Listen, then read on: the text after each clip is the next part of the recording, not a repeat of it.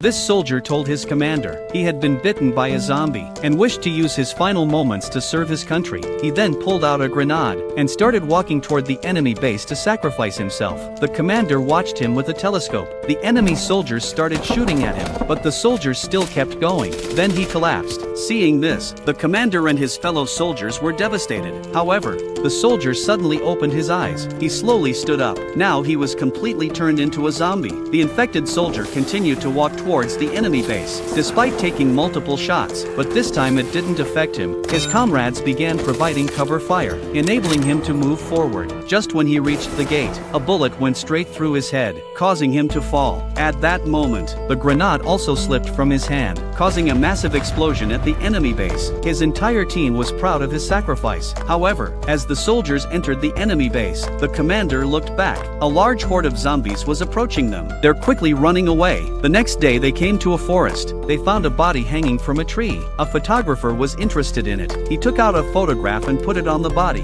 and was about to take a picture of it with a camera. Suddenly the body came back to life. It grabbed the photographer and pushed him to the ground. At that moment, the fat teammate grabbed the zombie and threw it away, but the photographer was already infected. The fat man's hands were covered with blue powder. Then the zombie came back to life. It crawled towards the team. Fatty used his machine gun to shoot at them, but he couldn't stop the zombies. Finally, with a shot to the head, that was what stopped him, and the photographer who was bitten suddenly stood up. Everyone was shocked. The fat man grabbed him and broke his neck. That made him fall down, but he wasn't dead yet, because he was a zombie.